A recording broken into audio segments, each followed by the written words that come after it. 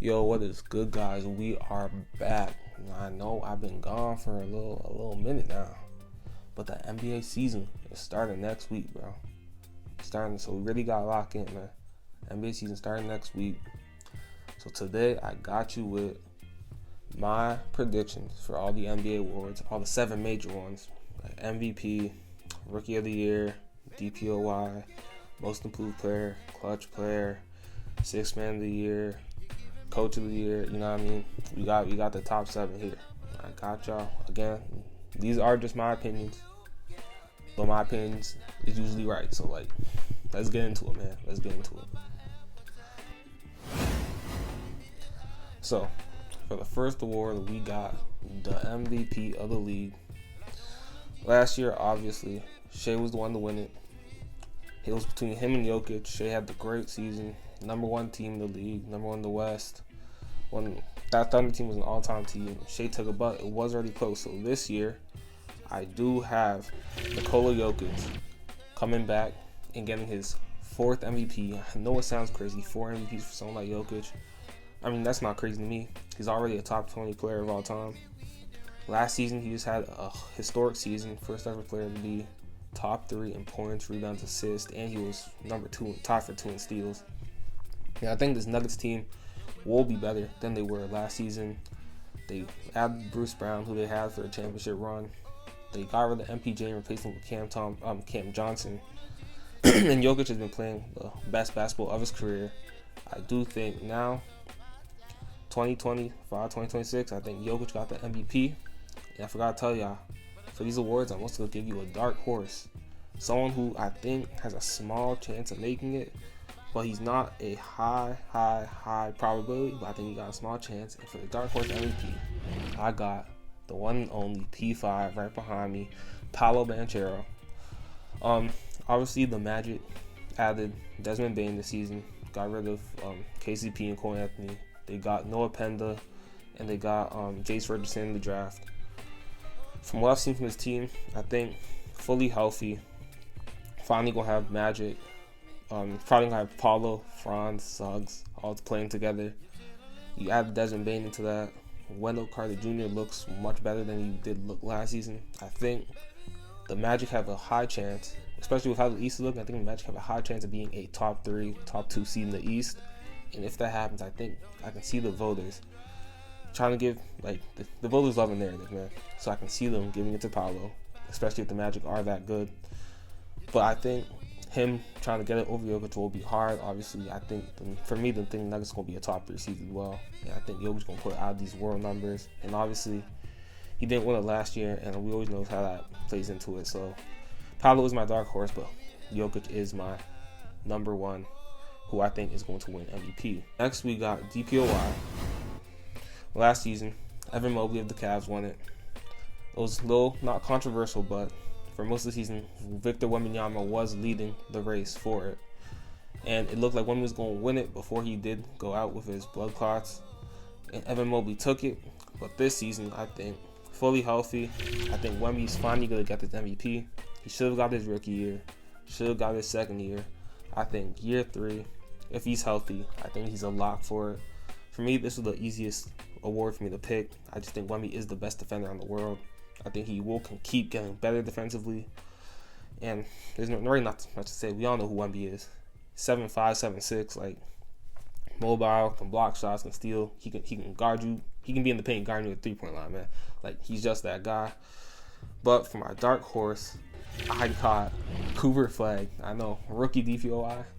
I think Cooper Flag is an elite defensive player. He's going on the team with PJ Washington, Derek Lively, AD, and I think that Mavericks team will be a really good defensive team. And I think he has the notoriety, he has the narrative. I think coming into that team, he will have a lot of load to carry on that team. Kyrie's obviously out. AD, you know how he be up and down. He can either in squad, out the squad. And I think sneaky, maybe Wemby gets injured again, I can see Cooper Flag coming and taking it. Small chance, but I can't see it. Next, we got MIP. Last season, Dyson Daniels won it. Had the great season. His first year with the Hawks, moved from the Pelicans. I've always loved Dyson Daniels since he got drafted from the ABL. That I didn't see this like how good he was defensively. I didn't see that, but I always did like him. I am a little bit of a fan of big point guards, and he's had a great season. Was all defensive first team, was a DPOY candidate, but this year, I think it goes to Andrew Nembhard. Obviously, Halliburton, we saw Game 7 in the finals, he tore his Achilles. I think no Hallie. There's someone needs to come in, take that spot. I think Nembhard has shown enough for me to believe he can be the one. I don't expect him to be like an all-star level jump. I don't think he's going to be an all-star. But I think he can go out, average 19, 20, like 5, 6 assists. You know what I mean? That Pacers team isn't one that, like, I don't think like Siakam could come in and go and start averaging 30. You know what I mean? I think that's more like one of those teams that everyone on the team cooks. Everyone on the team does a little bit. I think Nembhard will now have this opportunity to shine. Another person I think to win it, my dark horse, is Cam Whitmore. Just went to the Wizards. Obviously on the Rockets, didn't get a lot of playing time. He was one of the people who dropped in this draft class. He was like pre-draft, like I remember at the beginning of that year, he was looked at as a top 5 pick. Dropped all the way to the 20s in the draft. Picked up by the Rockets. I was looking at it as a steal. Didn't really play with the Rockets. he showed decent scoring. Didn't really show much of anything else. I think going to a team like the Wizards, he will have a chance just to get up those shots, get up those reps. And I think he will show people why at a point he was looked at as a top 5 player in that draft, man. Next, we got Rookie of the Year. Obviously, Stephon Castle won it last year. Wasn't the strongest race. We had Richard, we had Castle, Wells, Edey. Like, we had a couple guys in it. But ultimately, Castle came away with it. And I think this year we have a lot stronger rookies who are going to put up more competition. And I think everyone thinks, I think y'all think you know where I'm going to go with this. But you don't. I'm going with Ace Bailey. I know Ace Bailey over Cooper Flag might seem a little controversial, but for me, I think just Ace Bailey on that Jazz team will have the opportunity to put up stats. For Rookie of the Year, I think stats a lot of times matter more than impact, and I think Ace Bailey will be able to pull up those stats.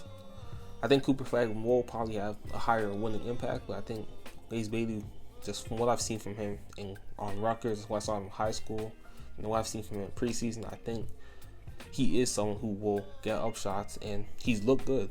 I'll be honest, he has looked really good, and I think he will continue to get better. And people realize he was looked at like as a 1-2 like level prospect in this draft, man.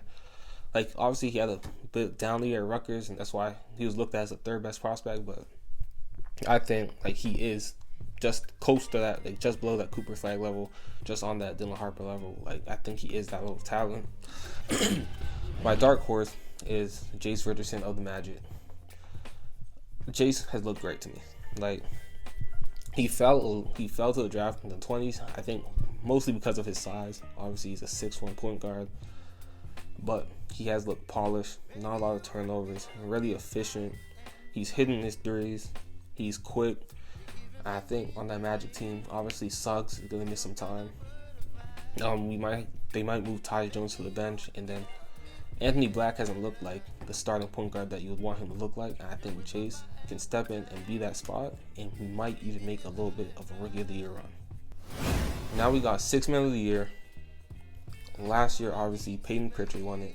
Celtics were obviously a great team, great starting 5. Peyton Pritchard, probably someone who can start on most teams. He won it last year. And I think this season, it's going to be another Celtic. I think it's going to be Anthony Simons. Obviously, the Celtics lost a lot. They lost Tatum, lost Porzingis, lost Holiday. They didn't really replace those like level of players. But I did see that they said Anthony Simons wouldn't be starting; he would be coming off the bench. I think that is perfect for a 6 Man of the Year. I think he is probably one of the better players on that team. So I think in a new area, he's not in Portland anymore. He has like actual vet. He has better vets, better coaches, and I think this is his opportunity to really show people like who didn't see him in Portland what he can really do off that bench. I can see him going for like 16 off the bench easily. He was like people forget he was a really good offensive player in Portland. I think that is what you need for your sixth man of the year. I think really the defense for sixth man of the year really doesn't matter. For a lot of times, it is just that guard who can come off the bench and give you buckets. So another person can do that is Jared McCain. Obviously, we saw him. He would have been the shoo-in for Rookie of the Year last year. He didn't go out with an injury. Obviously, he's injured right now, but from what I've seen from him, he's looked like a great player. And coming off the Sixers bench, I'm not sure if he will be off the bench for the whole year, mostly just because of injuries. You know how the Sixers curse. But if he is coming off that bench, I can see it behind Maxey. He is an electric player, great playmaker, great shooter, great scorer. I can 100% see him winning it if he just actually comes off the bench, but I can't see him starting a lot of games, which would hold him back from winning the award. Now we got Clutch Player of the Year. Obviously, we got my big head man, Jalen Brunson, who won it last year on the Knicks. Clutch Player of the Year, pretty self-explanatory. Who I need to hit them buckets last second, 5 seconds on the clock, man. Who you giving the rock to? And guess who we calling, man? Call 12, man. Ja Morant, I got him. Obviously, they lost Desmond Bane. I think that helps him a lot. Taylor Jenkins left and we replaced him with Isolo, who I think will play a more Ja-centric system. From what we saw from Jenkins at last season, he didn't use Ja to his fullest, and I think Isolo will do that, especially when losing Bane. Ja will have the ball in his hand even more. He has been a clutch player throughout his career already, and I think the Grizzlies will need Ja in those moments even more than ever. So he is my pick for Clutch Player of the Year. And another person, the one, the only, Kevin Durant. Obviously, Kevin Durant has been that guy his entire career. We've seen him hit clutch moments time and time again. I think on this Rockets, you're replacing Jalen Green and Dylan Brooks with Kevin Durant. I'm giving him the rock. 5 seconds left. KD, give me a bucket. You know what I mean? If there's anyone in the league who you can give the ball to and they'll get you a bucket, it's Kevin Durant. And so he is my guy, but I just don't know if he will have that push to actually get Clutch Player of the Year. So that's why he's my dark horse. And finally, we got Coach of the Year. Last year, won by Kenny Atkinson. Obviously, the Cavs had a great season. Jumped up, were best team in the league for most of the season. Fell off a little to the end. Still ended the second best team in the league. Best team in the East. And I think it will be another East team. I think it will be Jamal Mosley. Like I said when I was talking about Paolo, I think the Magic will be a really good team this season. And I think when a team like that has a jump, they credit the coach, man. He has been a really good defensive coach. Offensively, he hasn't been the best, but I think with the pieces they've added, if the team's healthy, I think they will also be a decent offensive team. And I can just see them, the Magic, just giving them with the jump they can have. Another team is the Hornets. I don't think the Hornets will have a big jump, but I think they can. I think they're going to surprise some people. People forget LaMelo, when he was healthy and had a decent team around him, he made the play. He had a winning record. And I think this is probably the best team LaMelo's played with since then. If he is healthy, I can see Lee, coach of the Hornets. I can see him. He's only a second-year coach, but I can see him winning it too. And yeah, guys, that's it for me. Those are my predictions for the winners of the major NBA awards and my dark horses. Let me know what you think. Do you agree, disagree? Make sure to like, subscribe, comment, leave hate, leave love. I don't really care. I'll see y'all next time.